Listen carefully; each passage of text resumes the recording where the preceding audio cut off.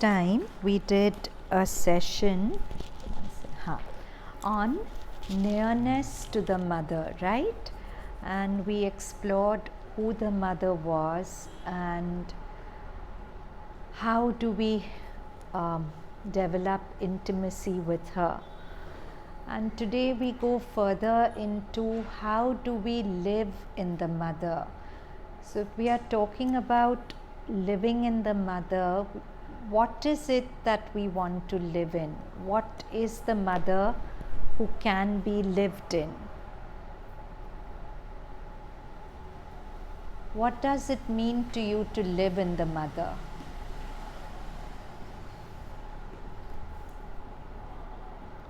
What would it mean? What it means to me or what it should mean? No, to you. So constantly thinking of her, feeling her presence, feeling her hand in everything that is happening. Yeah, and how do you feel her hand and how do you feel her presence? Remembering is you reaching out to her, but feeling is she reaching out to you. So, I'll tell you what I feel, but I don't know if it's like what it is. It's just there's a presence around somewhere, sometimes in the heart, sometimes just next to you. There's no name, there's no form, there's just a presence. And especially when gone through some way where I feel scared or where there is a difficult time, then it's even more there. okay. So, this is not in your PDF, but I found it on my phone. So, I'm going to read you a poem to begin with. It's called The Rain of Grace. Please come, please come. There are these chairs, you can all. Nash, can you get a chair from the kitchen, please, Baba?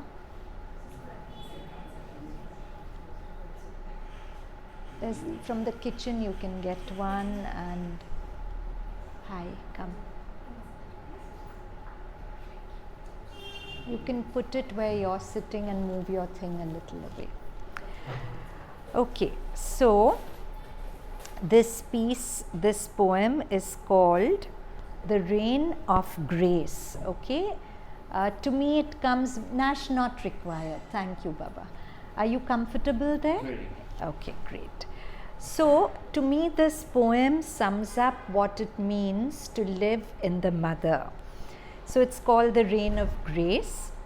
Long you allowed this one is each of us, the vanity of a separate self, the self-imposed prison of an individual existence. The mother is the one source which connects all of us. So she's called Aditi, the one without division. In our scripture, she's called Aditi.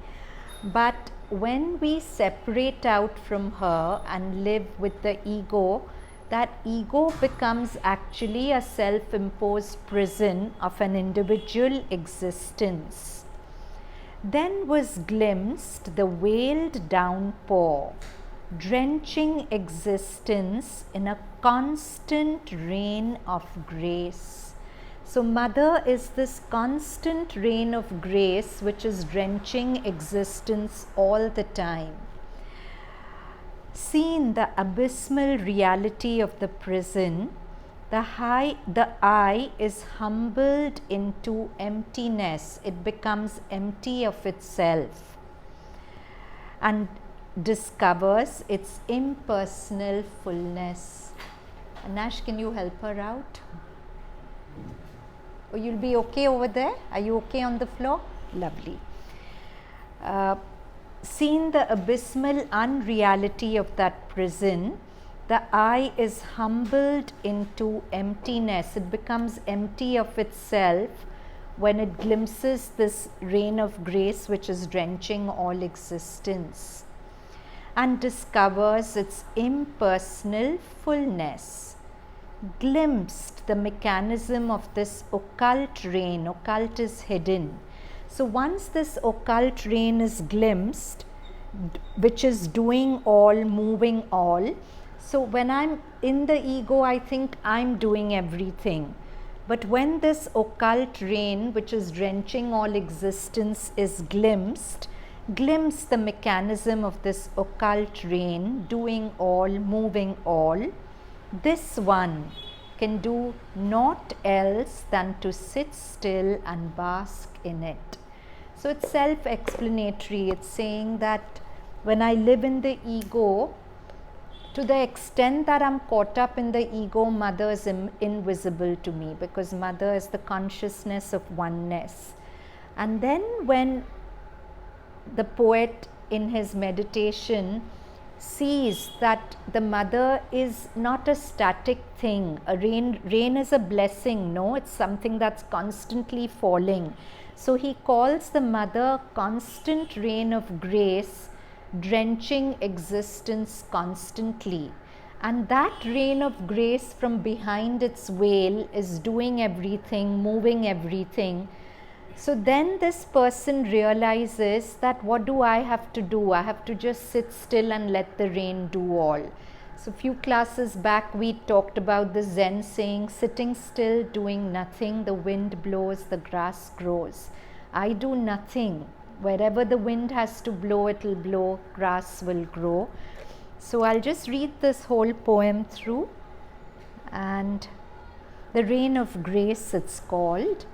Long you allowed this one the vanity of a separate self, the self-imposed prison of an individual existence. Then was glimpsed the veiled mystic downpour, drenching existence in a constant rain of grace, seen the abysmal unreality of that prison of the eye. The eye is humbled into emptiness and discovers its impersonal fullness. Glimpsed the mechanism of this occult rain, doing all, moving all, this one can then do aught else than to sit still and bask in it. So that's all I'm meant to do, to sit still and bask in the constant rain of grace that the Mother is. So now these are words from Satprem's Adventure of Consciousness. If you haven't read it, it's a must read. One of the most useful books to read in yoga. So Satprem says, to begin with, when peace, failing absolute silence, is relatively well established in the mind, when our aspiration or our need has grown and become constant, haunting, like a hole we carry within us.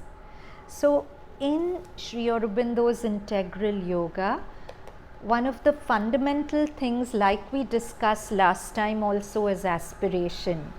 I keep repeating his symbol. The upward triangle is man's call to the divine. That's the symbol on the relic Samadhi.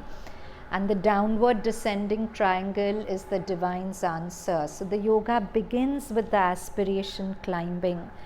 So to live in the Mother is to live with a constant and unfailing aspiration, a constant call to the beyond. So Satprem saying that when this aspiration, our need has grown and become constant, haunting, like a hole we carry within us, we observe a first phenomenon with incalculable consequences for all the rest of our yoga. We feel around the head, and more particularly in the nape of the neck, a kind of unusual pressure which may give a false sensation of a headache. So what we are discussing is the absolute fundamentals of Sri Aurobindo's Integral Yoga, where he says it starts with living with a constant aspiration. Now for most of us, we are lucky if we can feel it even for a minute in the day, and then it gets lost because we are looking for everything else. But when this aspiration becomes constant, what you're calling to, even if it doesn't have a face. It's more like what Tagore says, a baby crying in the night, a baby crying for the light with no language except a cry. That describes our aspiration most beautifully, because we don't even know what we are reaching out for. But there is this yearning, there is this call, and when that becomes constant, it's like if other things disturb me and I come back to my center of aspiration, whatever is disturbing me seems so small compared to what I'm calling to. It's like when we've fallen in love in our earlier years, and maybe currently for many of you who are young, all of us are young, but suppose you've fallen in love, for those few times the person you're in love with is constantly a background consciousness. Everything else is not so important. Things irritate you less because you're not so invested in anything else. You're just invested in this. But that sooner or later will disappoint you, because no human being is supposed to, honestly, the sooner you learn it, the better for you. No human being should be the pivot of your happiness in any case, because every human being will disappoint you at some point or the other. You can't expect perfection from imperfect beings.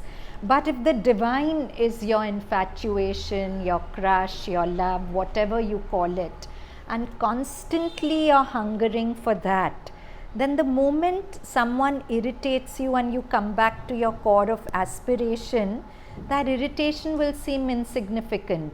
You don't have that much power to irritate me, because what I'm really invested in, how you treat me or how you converse with me, has nothing to do with that. So if that aspiration becomes constant, to that extent you become free, you become invincible. And then when that happens, the next very important step in the integral yoga, so when our aspiration or our need has grown and become constant, haunting, like a hole we carry within us, we observe a first phenomenon with incalculable consequences for the rest of our yoga. We feel around the head, and more particularly in the nape of the neck, a kind of unusual pressure, which may give a false sensation of a headache. At the beginning, we can hardly bear it for long and we shake it off, distract ourselves, or think of something else. Little by little, this pressure takes on a more distinct form, and we actually feel a descending current, a current of force, not like an unpleasant electric current, but rather like a fluid mass. We then realize that the pressure or false headache of the beginning was caused simply by our own resistance to the descent of this force.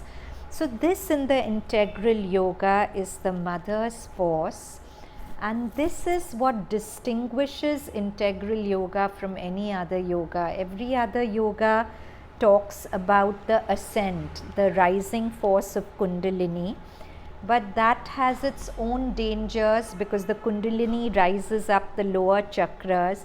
Not to go much into that, because anyway it's not relevant to us, but just for your information we'll touch on it, and that can throw out a lot of garbage. But in Mother's yoga, when her force descends from the top and opens the higher chakras first and then descends, it's like you have the equipment of the higher to deal with the lower muck. So it's a safer path to follow. So that is her force descending, and it starts with an aspiration. When you call, that's all you can do. We said last time that ours is just to call. The rest of the meditation or whatever else she does by her force in a way that we'll never understand. I mean, many of us will have this experience that we are caught up in a particular aspect of our nature which keeps pulling us down. we feel so helpless before it. We know we want to change it, but as they say, nature is bigger than me. And I try so many methods, new age thinking, this pranic healing, that pranic healing. But when we come to the mother and we manage to have this aspiration, which becomes more constant with practice, everything is about practice. It doesn't just happen. You strengthen a muscle by lifting weights and it strengthens, right? Aspiration is also a muscle which strengthens like that. So the more we stay with this aspiration and live from there, you'll be surprised in a few days what you were fighting with so hard with every other mean, it's just so weak. And if somebody asks you, how did you do it? You have no answer, because you didn't do it. Somewhere mother working in occult ways which you can't even understand did it for you. So that's why she calls her path the sunlit path. It's so simple, but what's not simple is to develop taste buds for it. Our vital has taste buds for everything else, and like almost like a last priority, if we are honest with us, look at the way we live. We may say mothers are first priority, but in our day, how often is she actually your first priority? You have to be thinking of her for her to be your first priority, right? When you're lost in this interaction, this thing, you're not even thinking of her. So if you make her your first priority, and Satprem puts it very beautifully, our aspiration or our need has become constant, haunting, like a hole we carry within us, like a constant hunger, and we are living out of that, then that gives mother the entry point to enter us and change in minutes what would take years. That's why Sri Aurobindo's integral yoga, he's given the most beautiful definition of his integral yoga. Who knows it? Like Patanjali says, my yoga is stilling thought waves, etc., which is beautiful. But what is Sri Aurobindo's definition of yoga? All life is yoga. Nahin, that is his motto, but that can't be a definition of yoga. What is his definition of yoga? Nahin, those are all aspects. Accelerated evolution. He calls yoga accelerated evolution. That if you live, you will grow through life. Life teaches you. But when you're turned to the mother, what you take 10 years to do, if you didn't turn to her, you'll probably do in a month or a year, depending on your opening to her. So that's why it's a beautiful definition of yoga, accelerated evolution. So now, we start with this aspiration, and then mother's force starts descending, and this is a beautiful description of it. We feel around the head, and more particularly in the nape of the neck, a kind of unusual pressure, which may give a false sensation of headache. At the beginning, we can hardly bear it for long, and we shake it off, distract ourselves, or think of something else. Little by little, this pressure takes on a more distinct form, and we actually feel a descending current, a current of force, not like an unpleasant electric current, but rather like a fluid mass. We then realize that the pressure or false headache of the beginning was caused simply by our own resistance to the descent of this force, and that the only thing to do is not to obstruct the passage by blocking the current in the head, but to let it descend into all the strata of our being from top to bottom.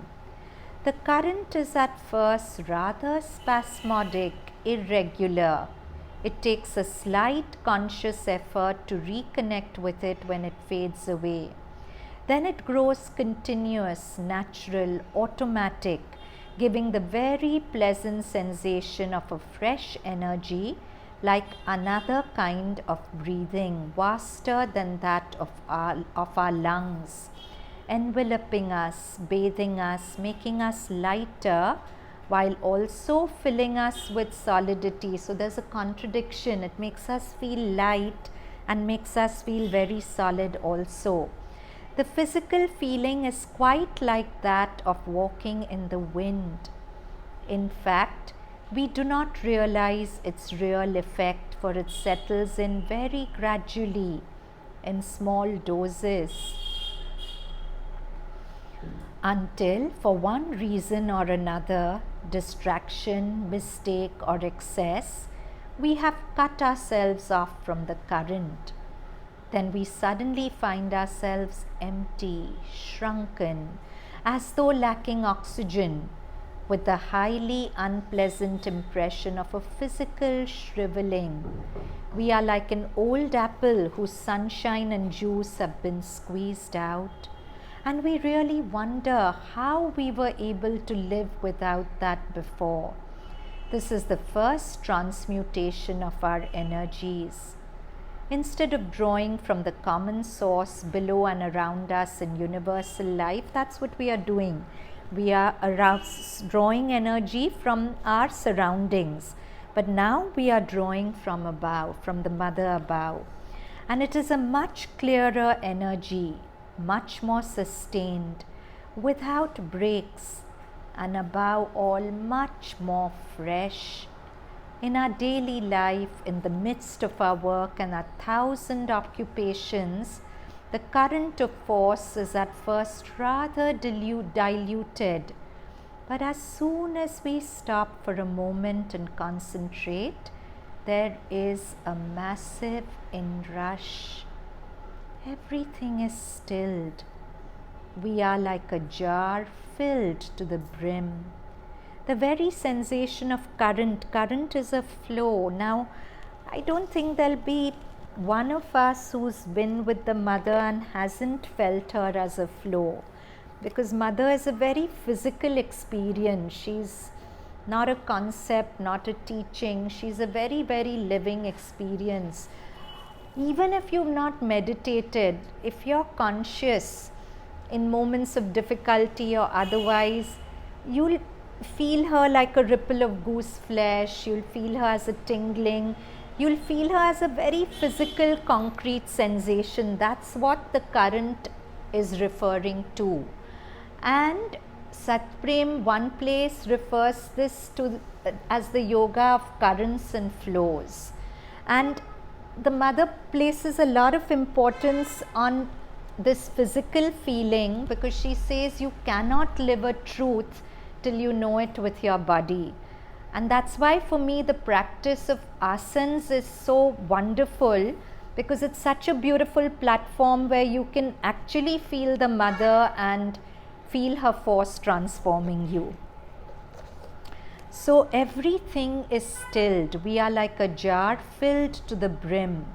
The very sensation of current disappears, as though the whole body from head to foot were charged with a mass of energy, at once compact and crystalline. A solid, cool block of peace, says Sri Aurobindo. And if our vision has begun to open, we find that everything is bluish. We are like an aquamarine, vast, so vast, tranquil without a ripple, and with that indescribable freshness. Truly we have plunged into the source, for this descending force is the very force of the spirit Shakti, the Adi Shakti, Aditi. Spiritual force is not a mere word. Ultimately, it is no longer necessary to close our eyes and withdraw from the surface to feel it. It is there every second. Whatever we may be doing, whether we are eating or reading or speaking, and we see it take on a greater and greater intensity as our body grows accustomed to it. It is actually an awesome mass of energy, limited only by the smallness of our receptivity or capacity.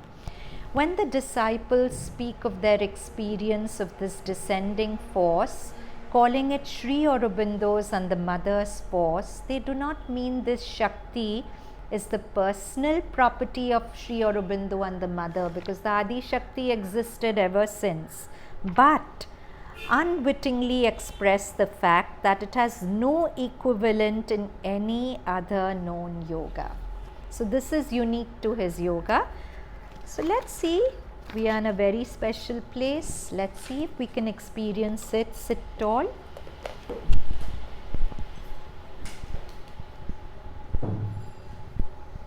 Place your right hand on your chest, center of your chest, left palm over it.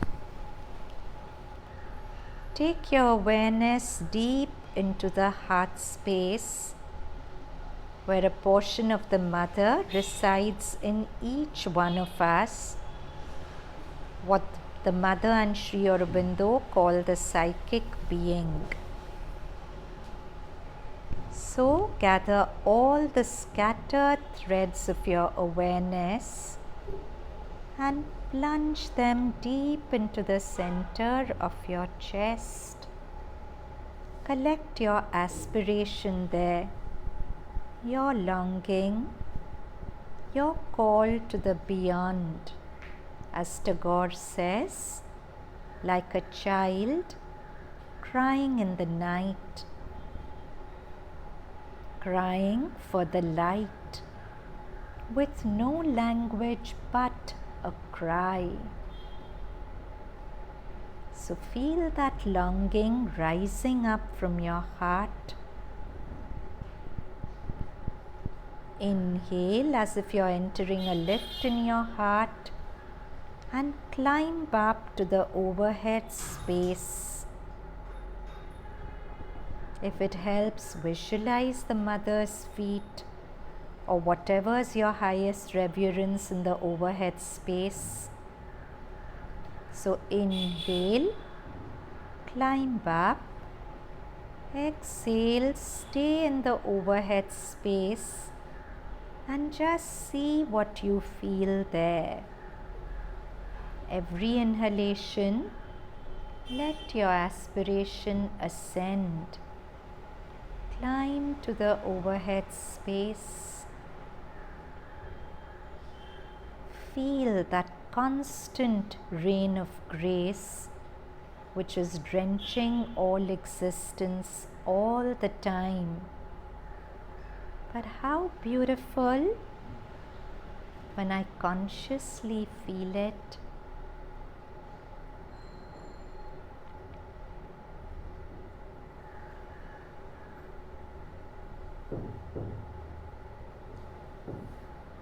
So 12 more breaths, entering the heart space, climbing up and trying to sense whatever is overhead as you exhale, above the head.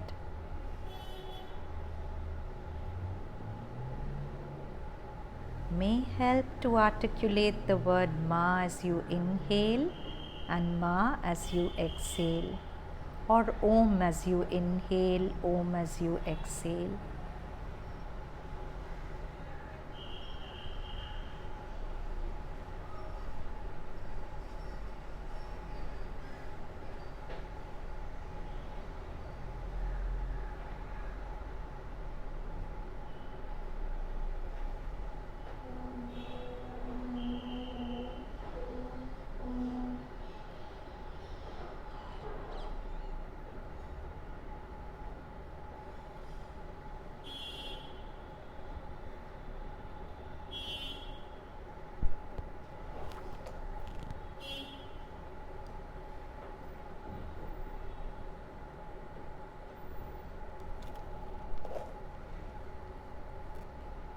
Now stay in the overhead space and listen to this poem anchored there.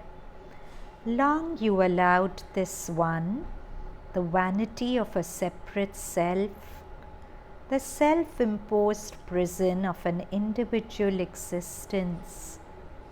Then was glimpsed the veiled mystic downpour, drenching existence in a constant rain of grace, seen the abysmal unreality of that prison. The I is humbled into emptiness and discovers its impersonal fullness. Glimpsed the mechanism of this occult reign, doing all, moving all, this one can then do naught else than to sit still and bask in it. And slowly open your eyes, half open them, and see if you can maintain this aspiration in your heart, even with half open eyes. And then, even as you listen to me with open eyes, some anchor of your awareness holding on to this constant aspiration. In his book, The Mother, Sri Aurobindo begins the book by saying that two things are essential for this great endeavor of transformation that integral yoga aims at. On our side, a constant and unfailing aspiration, and the grace of the Divine Mother, the second condition. The grace is bound to come if we can hold, as he describes, a constant and unfailing aspiration in our hearts.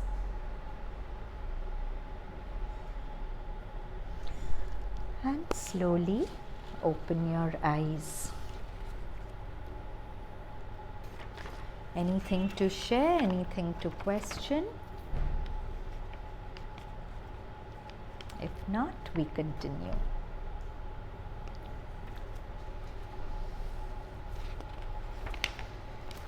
So this aspect of the descent, Satprem says, is specific to Mother and Sri Aurobindo's yoga. It's not Mother and Sri Aurobindo's force necessarily, because the force is of one reality, of one source.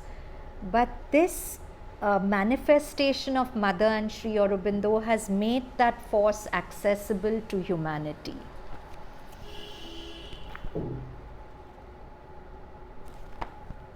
Further, Satprem says, as a matter of fact, step by step we discover that there is no necessity to think.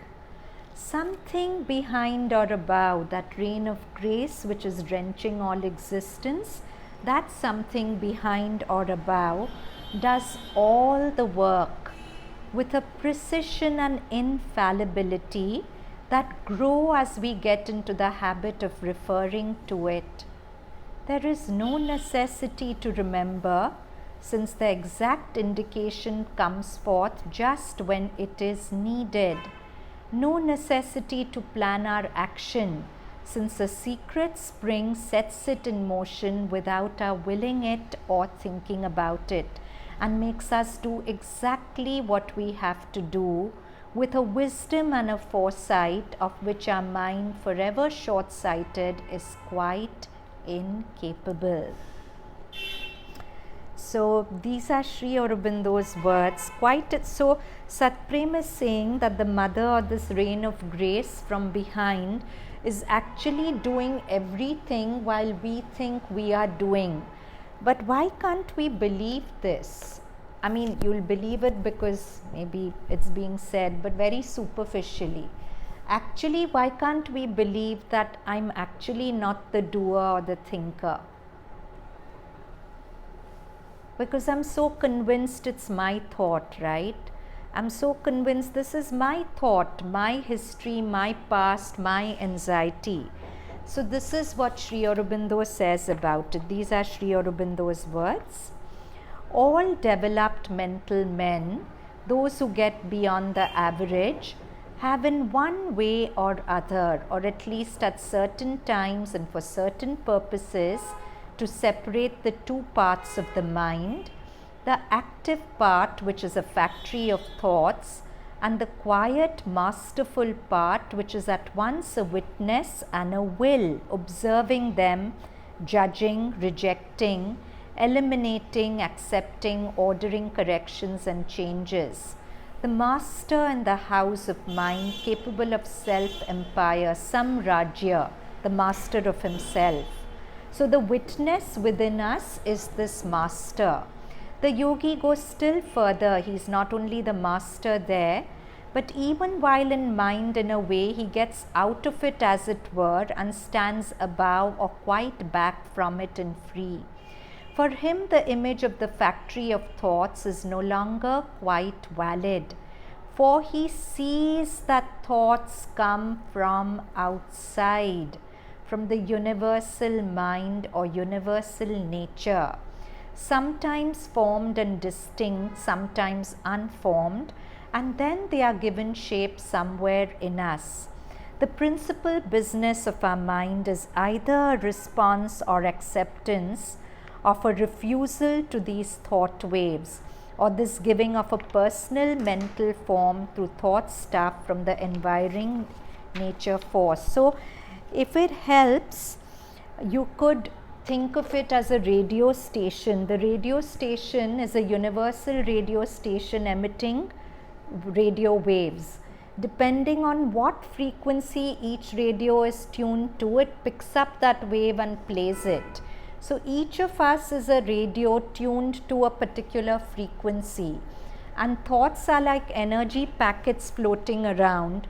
Whatever frequency we are tuned to, we catch that thought. But Sri Aurobindo says we have the choice of not responding to it, not claiming it as our thought, just watching it and letting it pass. And one place he writes that karma comes when you identify with the thought. If you don't identify with the thought, there's no responsibility, there's no karmic responsibility you can have for the thought. You can have the worst thought, it comes and goes, you haven't attached yourself to it, you haven't identified yourself to it, it doesn't touch you, it passes away, because it's coming from the environment, it's not your thought in the first place. So, further Sri Aurobindo says, and this was, I don't know if it's there, no, I haven't included it, but that was actually Sri Aurobindo's experience of Nirvana, as many of us will know. He met a very ordinary yogi called called Bhaskar Lele in Baroda, and Sri Aurobindo was exploring spirituality. He hadn't really gone very deep into it, and Bhaskar Lele just told him this: no thought is your own, every thought comes to you from outside, sit still and don't let thoughts enter. Now if one of us was told this, what would we do with it? Nothing really, but he was Sri Aurobindo, so he sat on that famous swing in Baroda, which is put up at that center, and he just sat, and he actually saw thoughts as bubbles coming to him, and he willed that they shouldn't enter. And in 3 days he was free of thought. In 3 days he achieved what the Buddha took 10 years to achieve, the absolutely quiescent mind. Not to say Sri Aurobindo is better than the Buddha, because all avatars come at nodal points of evolution to take evolution further. So let's just say Sri Aurobindo was Buddha coming back more equipped to do a further work he had to do. Buddha did what he had to do in that period of time. Sri Aurobindo came to do what he has to do in this period of time. So,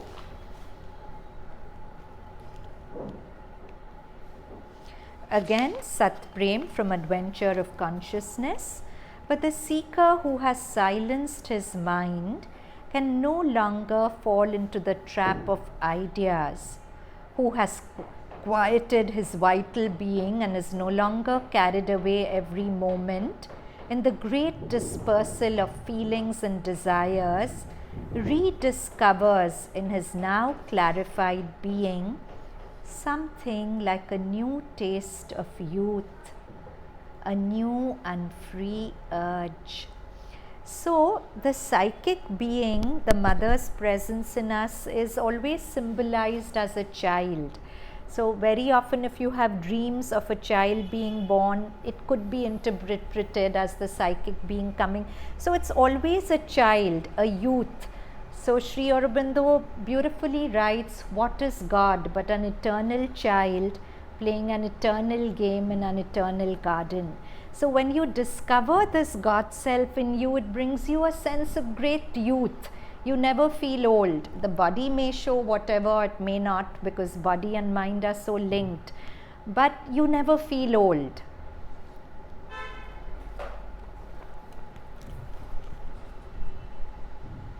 So, a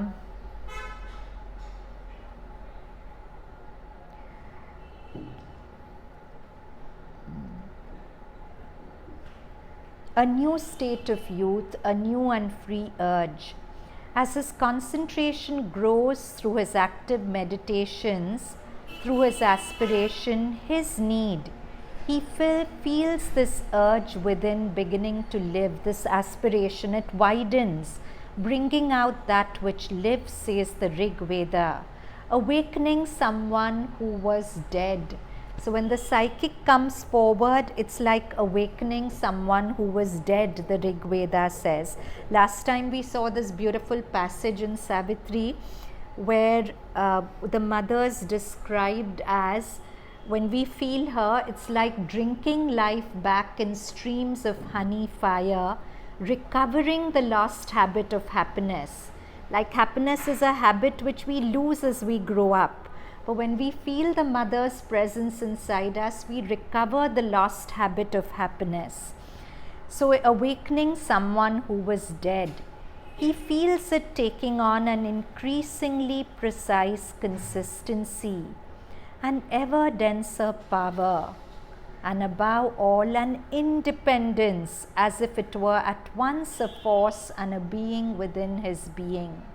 He notices first in his passive meditations, when he's quiet at home, his eyes closed, that this force in him has a movement. So those of you who feel this force, do you sometimes feel it actually moving you back and forward, this way, that? So that's what Satprem is saying, that this force in him has a movement, has mass, has varying intensities, that it moves up and down within him as if it were not steady, much like a shifting and living substance. These internal movements can even become powerful enough to bend his body as the force descends, or straighten it and pull it backward as it rises. In our active so this is in our passive meditations, we feel it. In our active meditations, that is in our external daily life, this force inside is more diluted and feels like a muffled little vibration in the background, as we have already noted. Moreover, we feel that it is not only an impersonal force, but a presence, a being deep within us, something there as if holding us up, giving us solidity, almost an armature, and a peaceful gaze at the world. The mental mind has a very disturbed gaze at the world, but when we are in the psychic being, there's this something inside us giving a peaceful gaze at the world. With this little something vibrating within, we are invulnerable, never again alone. So beautiful. Never again alone. It is there everywhere. It is there all the time. So in Savitri, Sri Aurobindo gives us that jewel, the soul that learns to live alone meets God. His lonely universe is their place of rendezvous with God and him. So then we are never again alone. It is there everywhere. It is there all the time. It is warm, intimate, and strong. And strangely, once we have found it, we find the same thing everywhere, in all beings and in all things. We can communicate directly as if everything were really the same without walls.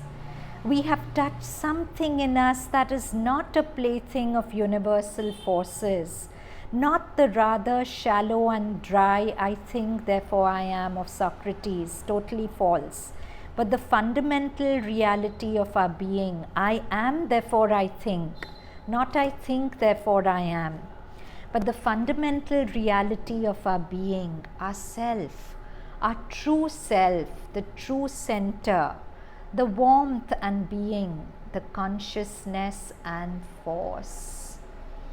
For we notice, further Satprem says, a very interesting phenomenon. Our inner silence has power. It's not just about feeling good. Our inner silence has a very concrete power on the world outside.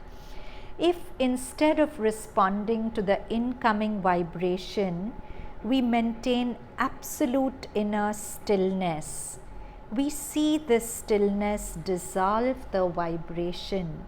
So I often give this example, which a friend of mine shared with me. If there are two tuning forks in physics, we've done that experiment of resonance. One is vibrating at one frequency, the other tuning fork starts vibrating at the same frequency. But if this is a Mother and Sri Aurobindo tuning fork, it will hold its own. It won't vibrate with this tuning fork. So instead of this vibrating with that, this remains still till this also becomes still. So if you don't vibrate with the anger, vibration of anger, whatever is being thrown at you, if you're really genuinely, not just still in words, vibrations, you can't cheat them. If you're boiling inside and quiet with your words, it's sometimes worse than saying it out, because that storm can be so active inside. But if you hold on to your aspiration, if you ask yourself, is the invitation of this anger more important to me, or is Mother more important to me? Because if I get angry, for that, those moments that I'm angry, I won't feel the Mother. Darkness and light can't exist together. No, in a room there can either be light or darkness. So if I'm choosing to vibrate with this vibration of anger, the cost is, for that moment, I'll be cut off from feeling her. Is it more important for me to respond to this person, show him, prove to him he's wrong, or is my aspiration more important to me? That's a more fundamental question to ask. So, we may take the simple example of anger. If instead of, now can I ask, one listening to me, how many of you have stayed connected to your aspiration, or you got lost in my words? Okay, so reconnect. Two of you, but that's also good. Reconnect. Shut your eyes. You also? Great. Shut your eyes if you need to, but reconnect. My words are not important. Nothing outside is as important as your aspiration. Lose the habit of losing yourself to the world. Be more anchored inside.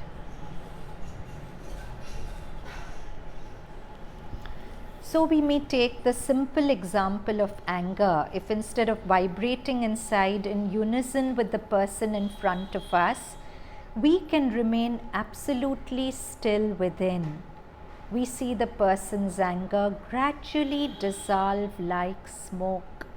Mother once observed that this inner stillness, this power not to respond, can even stop the hand of a murderer or the leap of a snake. Wearing an impersonal mask while we are boiling inside will not do. However, we cannot cheat with vibrations, as animals know very well. You may smile, but if you're scared of an animal, the animal will get agitated in your presence. It is not a question of so-called self-control, which is only a control of appearances, but a question of true inner mastery. And this silence can nullify any vibration at all, for the simple reason that all vibrations, whatever their nature, are contagious. the highest as well as the lowest. Let us note, this is how a master can transmit spiritual experiences or power to a disciple. That's what vibrations at the Samadhi Matri Mandir are contagious. Those are the beautiful vibrations which we feel good with. Similarly, other vibrations are contagious, but you have to be individualized enough to hold your own and not let them enter you. It is up to us to accept the contagion or not. If we are afraid, it means we have already accepted it and hence accepted the blow of the angry man or the bite of the snake. One can also accept a blow out of love, like Sri Ramakrishna. We know that story. He saw a driver beating a bullock, and Ramakrishna was so one with the bullock that he got actual lashes on his back. So that was a oneness out of love. So Sri Ramakrishna, who at the sight of a cart driver ill-treating his bullock, suddenly cried out in pain and found himself whipped and bleeding, his back covered with lash marks. The same holds true for our physical pain.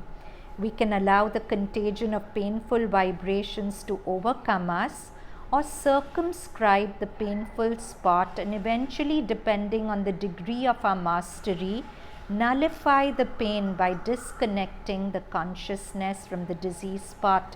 And this is what we experienced in our yoga class today. Those who were there, we held our asanas for unusually long period of time with centering in the heart. And some of you said that we felt we had to let go at one point, but when we stayed, the pain magically vanished.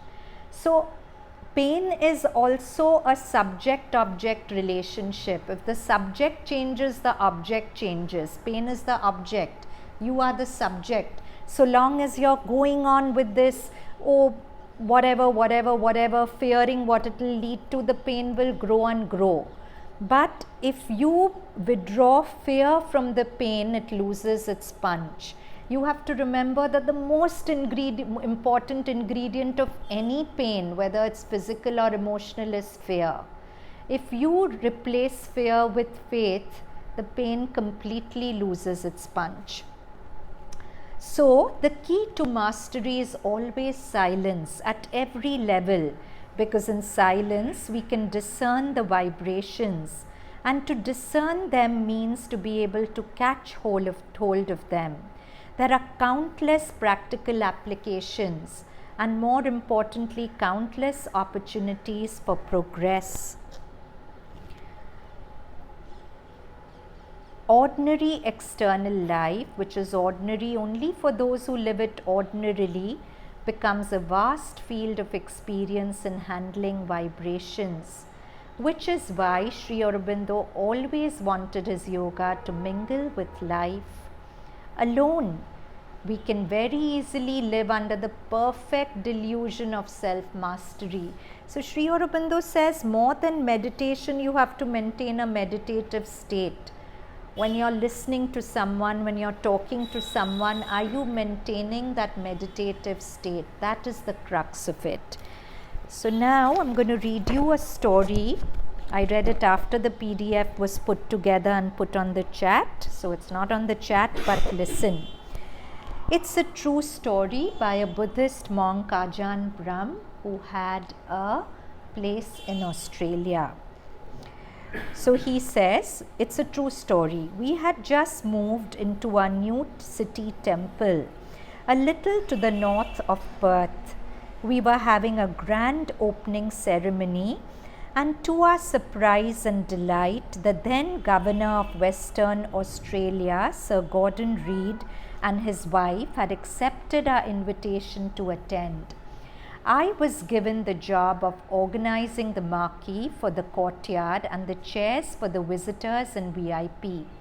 I was told by our treasurer to get the very best. We wanted to put on a very good show. After a little researching, I found a very expensive rental company. It was located in one of the rich western suburbs of Perth, and hired out marquees for the garden parties of the millionaires. I explained what I wanted and why it had to be the best. The woman with whom I dealt, she understood, so the order was placed. Then all the furniture and chairs arrived late on Friday afternoon. I was around the back of our new temple helping someone. When I came back to check the delivery, the truck and the men had already gone. I couldn't believe the state of the marquee. It was covered with red dust. I was disappointed, but the problem could be fixed. We began to hose the marquee down, and then I checked the visitor's chair, and they were just as filthy. Rags were brought out, and my priceless volunteers began to clean each chair. Lastly, I looked at the special chairs for the VIPs. They were special. Not one had legs the same length. They all wobbled a lot. This was unbelievable. This was too much. I rushed to the phone, called the hire company, and caught the woman just as she was about to leave for the weekend. I explained the situation, emphasizing that we couldn't have the governor of Western Australia rocking on a wobbly chair during the ceremony. What if he falls? She understood, apologized, and assured me that she would have the chairs changed within the hour. This time I waited for the delivery truck. I saw it turning into our road, halfway up the road, some 60 meters from the temple. With the truck still traveling quite fast, one of the men jumped out and came running towards me with wild eyes and clenched fist. "Where's the bloke in charge?" he yelled. "I want to see the bloke in charge." I was to find out later that our first delivery was their last for the week. After us, the men had tidied up and retired to the bar to begin the weekend. They must have been well into their weekend drinking when the manager came into the bar and ordered them all back to work. The Buddhists needed their chairs changed. I went up to the man and said gently, "I am the bloke in charge. How can I help?" He moved his face closer to mine with his right fist still clenched, almost touching my nose. His eyes were burning with anger. I smelled the strong odor of beer from his mouth only a few inches away. I felt neither fear nor arrogance. I just relaxed. My so-called friends stopped cleaning the chairs to watch. Not one of them came to help me. Thanks a lot, friends. The face-off lasted a couple of minutes. I was fascinated by what was happening. The angry worker was frozen by my response. His conditioning was only to seeing fear or counter-aggression. His brain did not know how to respond to someone relaxed when one of his fists was next to their nostrils. I knew he could not punch me nor move away. My fearlessness bewildered him. In those few moments, the trucks had parked and the boss came towards us. He put his hand on the frozen worker's shoulder and said, "Come on, let's unload the chair." That broke the impasse, giving him a way out. I said, "Yes, I'll give you a hand," and we unloaded the chairs together. Quite a story, na? So this man who wanted to beat him up was that tuning fork vibrating with anger. Ajahn Brahm could have vibrated with anger and it gets nowhere. See, understand one thing, anger, however right, it's always wrong. It's wrong for you.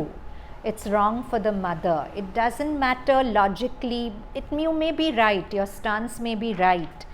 And we are not saying don't do something about it, but to do something about it out of anger, that's what's always wrong for you. So anger, however right, it's wrong for you. So if you really understand that and you keep your peace and you be that tuning fork which remains still when this is vibrating, then after a while that worker became still like Ajahn Brahm. That's the power of peace. Sri Aurobindo says, no, your inner silence is a force. It changes the environment. Do you want to constantly be a plaything of the environment, or do you want to be a master to change the environment?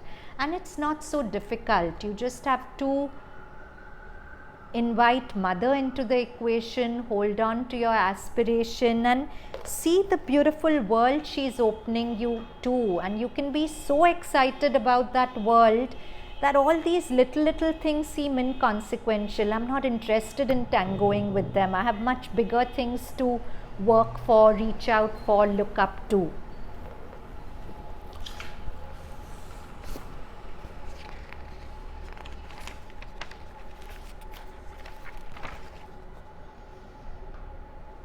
There are thousands of possible experiences. This is Adventure of Consciousness again, Satprem.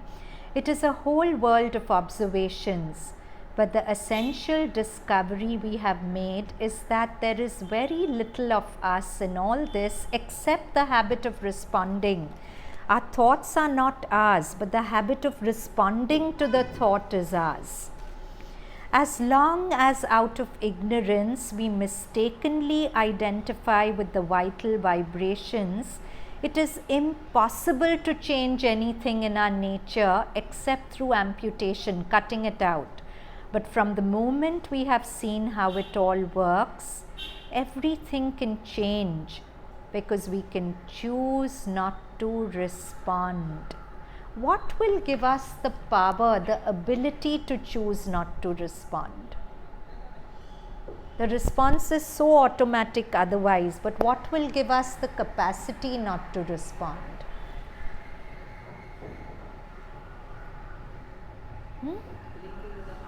Very good. And it's not like a first aid. If you're constantly connected to the mother, that connection will anyway let the response be minimal. But if you get so involved with what the person is saying that you forget the mother, then you will respond. But if your aspiration is constantly there and you're already reaching out to her, then that aspiration is what will pull you into peace and you won't respond. So we have seen how it all works. Everything can change because we can choose not to respond.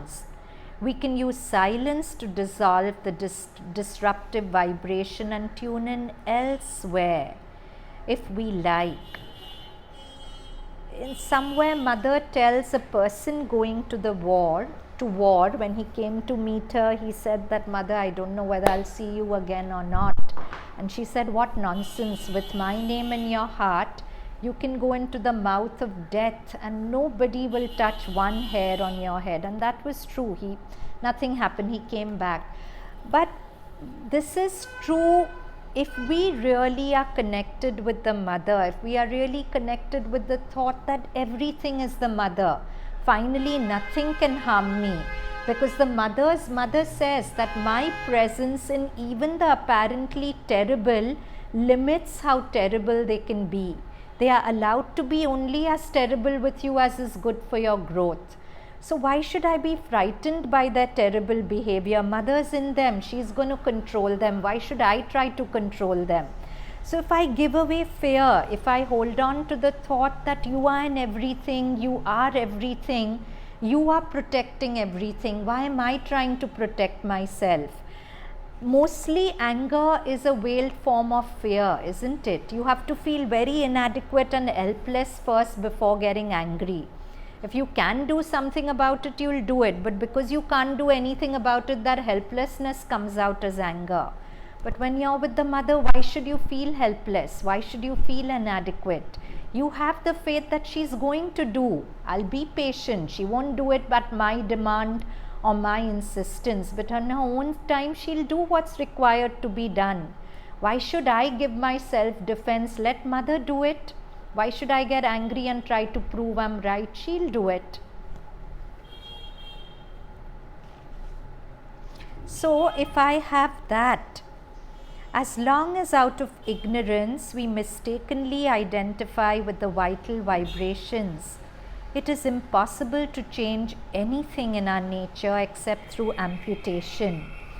But from the moment we have seen how it all works, everything can change, because we can choose not to respond. We can use silence to dissolve the disruptive vibrations and tune in elsewhere if we like. In spite of many an old saying, human nature can change. Nothing in our consciousness or nature is fixed once and for all. All is but a play of forces or vibrations, which through their regular recurrence give the illusion of being a natural necessity. That is why Sri Aurobindo's yoga envisages the possibility of an entire reversal. This is in italics, so it's Sri Aurobindo's words, the possibility of an entire reversal of the ordinary rule of the reacting consciousness. Beautiful. Sri Aurobindo gives us the possibility of an entire reversal, changing of the ordinary rule of the reacting consciousness. We know we are progressing in yoga when more and more we become equanimous. So in Gita there's a beautiful slokana, samta. The word for yoga is samta. The more you are anchored in yoga, the less reactive and more equanimous you'll be, because what will you react to? Anchoring in yoga is really the vision that everything is God. So what will I react to if everything's God? It's God playing with me. And you should actually try it. When somebody comes to you with a lot of anger, just keep saying ma, ma, ma in your heart and actually visualize mother in that person. And it's like wearing a kavach. You'll see the person will change. The mother said it so beautifully that you respond to the vilest human being anchored in the highest in you. The highest in that human being is obliged to come forward. It can be terrible, but because you are there, that in you will bring out that in the person. So he gives us this assurance that there's a possible of an entire reversal of the ordinary rule of the reacting consciousness. And now Savitri, beautiful lines. But wisdom comes and vision grows within. So when we are connected, wisdom comes and vision grows within. Then nature's instrument crowns himself her king.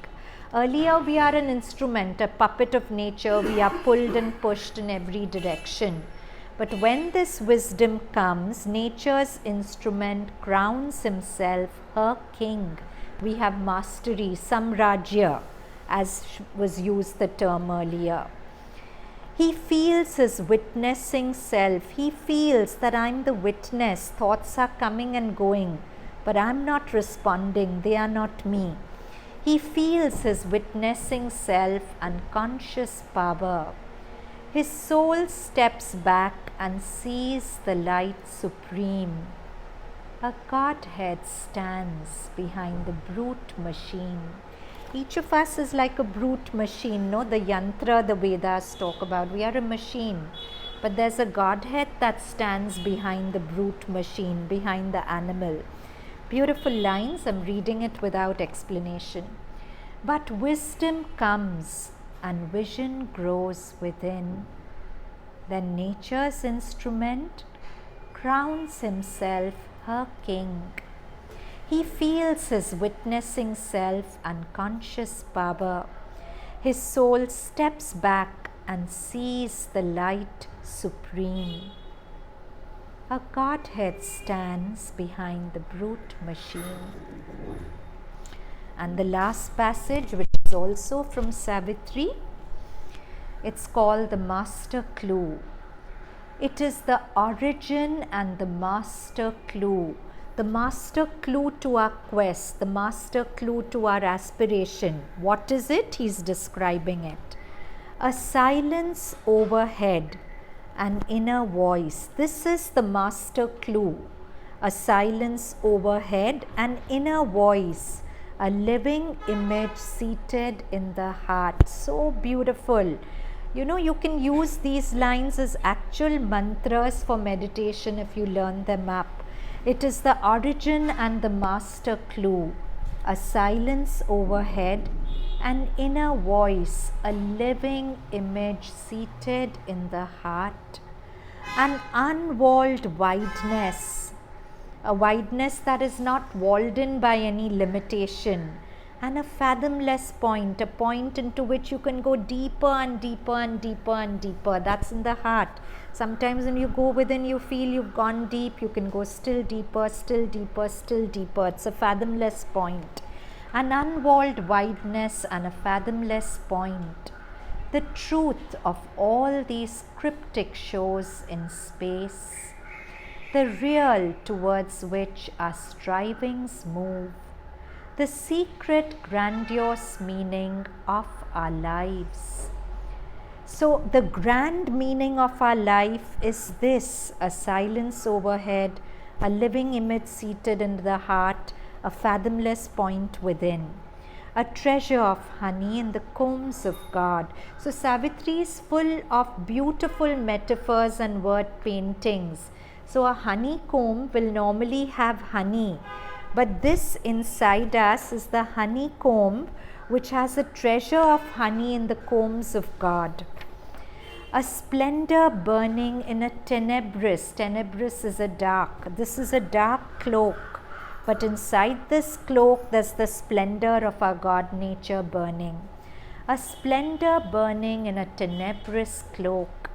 It is our glory of the flame of God, our golden fountain of the world's delight, an immortality cowled in the cape of death.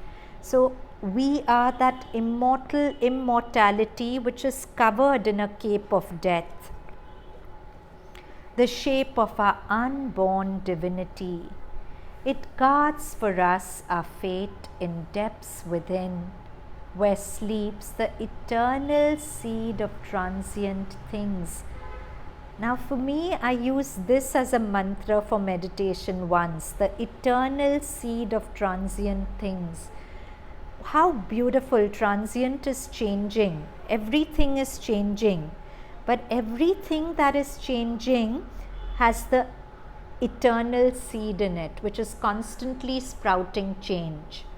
Do you understand? And there's a seed which is eternal, and it is internally sprouting change. So each of us is that, the eternal seed of transient things. Always we bear in us a magic key concealed in life's hermetic. Hermetic is tightly sealed envelope. So life is like a tightly sealed envelope, but we have the key inside it to unlock that envelope. Always we bear in us a magic key concealed in life's hermetic envelope. A burning witness, burning with light, a burning witness in the sanctuary of our inner temple, a burning witness in the sanctuary, regards through time and the blind walls of form. So this is a form, its walls are blind, blind is ignorant, but behind the blind walls there's a burning witness in the sanctuary, regards through time and the blind walls of form. A timeless light is in his hidden eyes. And he's not talking about something else, he's talking about you.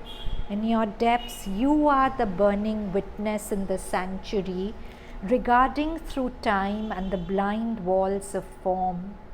A timeless light is in his hidden eyes. He sees the secret things no words can speak. So he sees what we were doing in our yoga class this morning, Bhadram, the fact that everything is God. And so everything without exception is good. There's no evil in God's providence, either good or good in the making. So that witness inside us knows all that, but it can't be articulated in words. Our mind is cut off from it. He sees the secret things no words can speak. and knows the goal of the unconscious world. So he knows, or why we question why this pollution, this war, this whatever. To us it's ununderstandable, it's anirvachaniya, unspeakable. But this witness within us sees the secret things no words can speak, and knows the goal of the unconscious world. Why all this? It knows why it's all happening. He knows where it fits into the plan. And the heart of the mystery of the journeying years. So this is the last passage. Savitri has to be felt with the heart. So just shut your eyes. You know, I often find when I'm in my surface mind and I'm reading Savitri, it makes no sense. It's just words. But after a good yoga practice, or when I'm connected and I read it, every line almost enters the body like currents of light. It's magical. Mother in fact says reading Savitri is the highest form of meditation, but your door should be open to it. The same thing if you read with shut doors, it's just words. So go into your heart space, connect with your aspiration again, and anchoring in the heart as if you had ears in the heart, listen to these words of Savitri.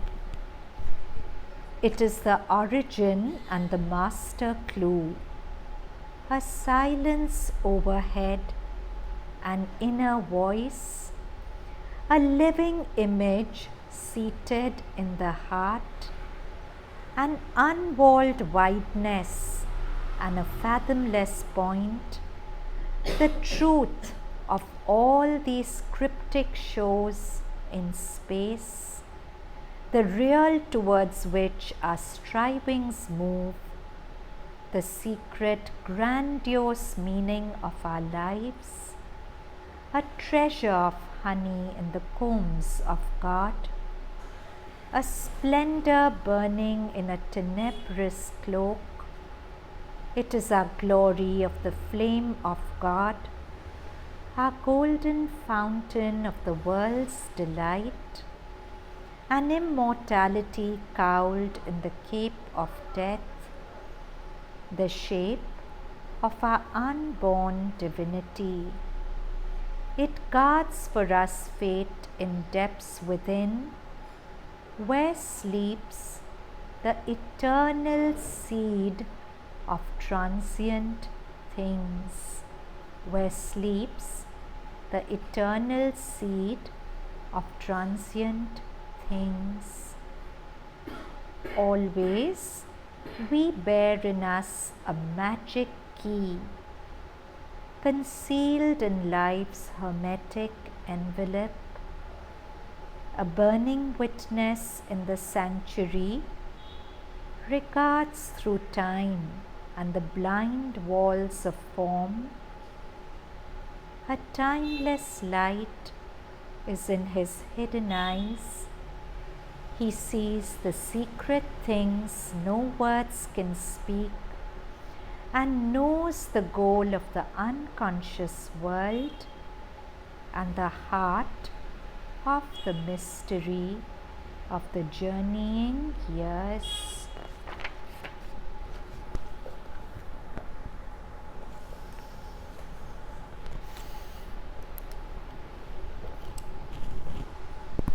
Hands together in a namaste.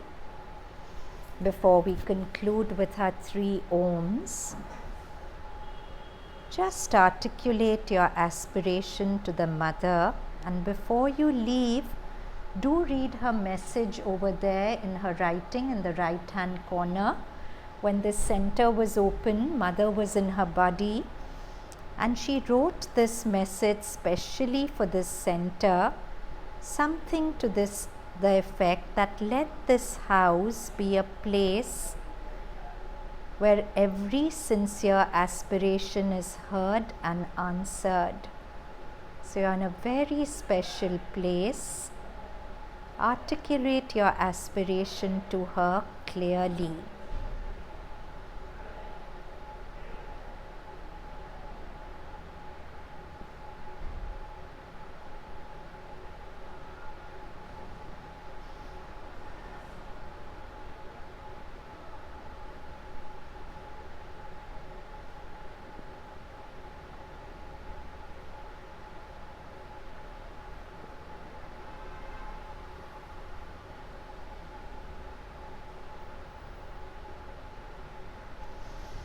And take a long, slow inhalation. Breathe out with Om.